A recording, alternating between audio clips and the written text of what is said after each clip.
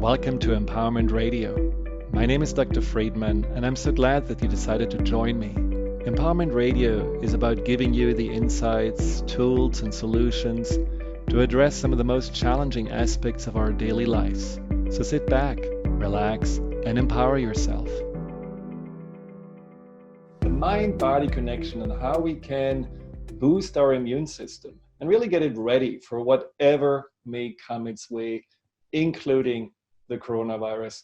And it just talked about how phenomenal it is that our immune system responds so much better when we are relaxed and when we are happy and when we are laughing and have joy. So anything that gets you in the present moment is beneficial for the immune system. If you have any questions about this, just call 800-930-2819. Again, 800-930-2819.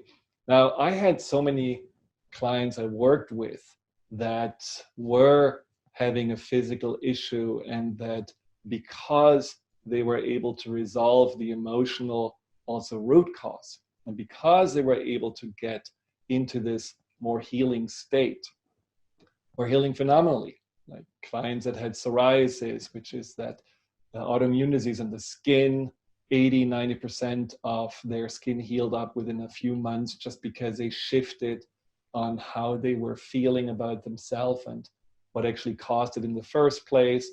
People with inflammation of their intestines were able to heal when they were realizing it was caused by a relationship that they hadn't forgiven or a conflict that they haven't resolved.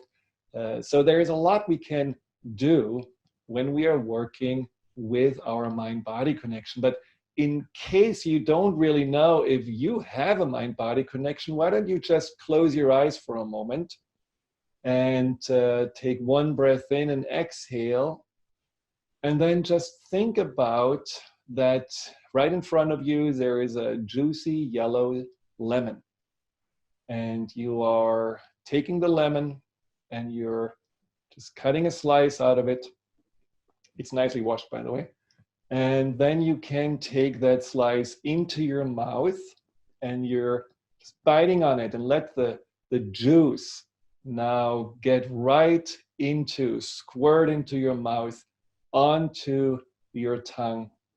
And you feel the lemon juice right there on your taste buds. And I mean, I feel the watering in my mouth happening as I even talk about it. And you probably do that too, right? So I have to swallow.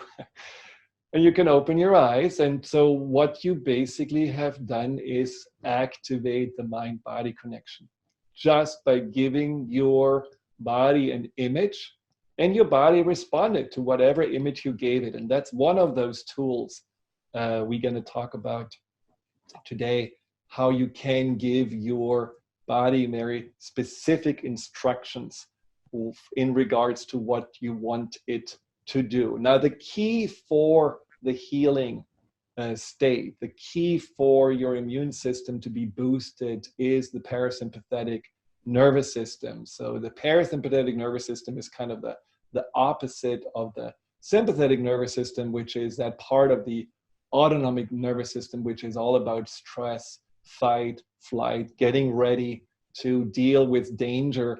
And when we are in a stress mode, like most of us may feel right now, we are not in that healing place. We are in that fight and flight place. And so shifting out of this as often as possible, to go as often as possible into the parasympathetic state, is really, really important. And that's something that you can do easily by a few of those things that I'm going to share with you. Now, one of the things that I want to make sure is that you understand it's not just about sitting on a pillow and chanting Om, which is awesome, but the body sometimes needs a little bit more clarity on what it actually is that you want it to do. Now, whenever I talk with someone that is ill and that wants to work on the mind-body connection, or someone who has cancer and just wants to have support on the healing process, I ask them why they want to get well. why they want to heal. And that, for some people, really, it's like a stunning question. They have never thought about it because the only thing they're thinking about is, I want to get rid of whatever I'm dealing with. But they don't necessarily think about beyond it. So what would that be like to be, full of energy again, to feel comfortable in the body, to be able to do anything I want to do? And people that cannot go there, unfortunately, I found, so people that are focusing more on the problem than on the disease than on the state of health and well-being, have a harder time to heal. It's almost like they're more attached. So when we are right now sitting at home and thinking about all the horrible things that may happen because of the virus, then we are kind of attached, and we are already preparing our body for this potential attack. And the body is in a preparedness, in a fight and flight response state. And as I said before, that is not the most conducive or the most productive place for the immune system to be. So we have to tell our body, we don't want to fend off the virus in a way of, we have to be on alert because this invisible enemy can come overnight anytime.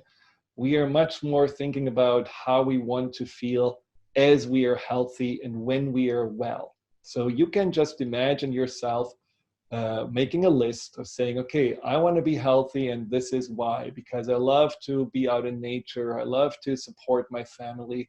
I love to wake up in the morning and just have this, spring in my step, and whatever it is that you feel is a sign for you to be healthy and well, write it down. It can be 10 things on your list.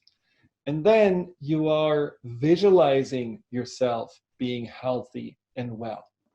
Now, visualizing is really not something that everyone believes they can do. I don't visualize. Well, if I ask you to imagine a green bunny, you actually are able to see a green bunny. So you are able to see yourself as a healthy person and see yourself, right now in the normal circumstances or not so normal circumstances you're in. So not like on vacation in Hawaii or something, but just see yourself in this environment. And what does it mean to be healthy? And what does it mean to, be strong and feel good and breathe easy and, be of a great support for those around you. And you can even visualize yourself, being happy and calm and having all this positive attitude, even if you haven't felt it. Just by visualizing it, your mind automatically also will go more into this direction and will find ways for you to get what you want. Now, visualizing is amazing because athletes always knew, if I'm going to visualize a perfect throw enough times, I'm going to actually, when I have the ball in my hand, make that perfect throw much easier because my mind already programmed this into my body. And I don't even have to do this physical all the time. I can just imagine it as well. And in the Cleveland clinic, they did a test where people were visualizing using their little finger muscles every day. I don't know, 10 minutes or so, just to build the muscle. But they didn't do the exercise. They only did that visualization of moving the muscle, bending the finger. And after a few weeks, the strength in that muscle that they visualized to have used was 50% greater, 53% greater than for the group that didn't visualize at all. So that's kind of an interesting thing, how the body actually builds up muscle by just imagining that we use it, even if we don't really use it. I mean, that can really tell you a lot about how the body is listening to exactly what you want and having a good image of what you want.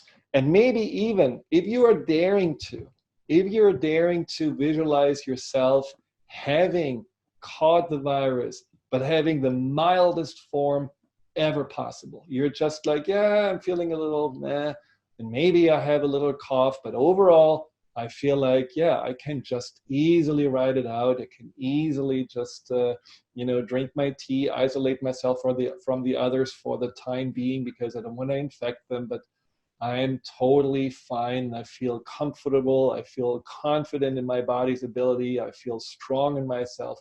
You can visualize it. That doesn't mean that you are now making it happen because you're visualizing it. It just means that your body already knows calmly on how to respond to the virus. And we're going to get more specific in this in a moment.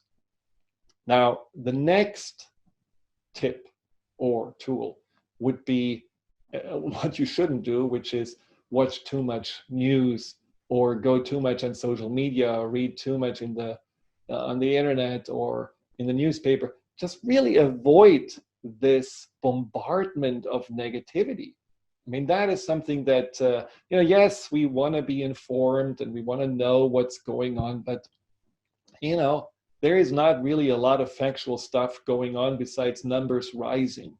And it's not necessarily something that you always have to remind yourself of, because as I said before, whatever gets you into the present moment, whether it's laughter or whether it's meditation or whether it's breathing or anything of that nature, it will help you to stimulate your parasympathetic nervous system and make your immune defense much stronger this way. So avoid those things. Avoid also talking with people about, all the negativity they have. You can be compassionately listen for a while, but then really change the topic. Change the topic to something more positive or something that is much more about the immediate situation or the immediate environment that you are in. Now, when we come back, I will talk a little bit about other ways to get into the parasympathetic nervous system, but also how we can program our immune defense specifically on how to defend your body from that virus. Hi, Dr. Friedemann here. Thank you for tuning into my YouTube channel. If you're interested in learning more about fear and anxiety, here you'll find guided meditations, webinars, and interviews with some of the most renowned experts in the field of empowerment. Delve into the over 230 videos and more to come every week.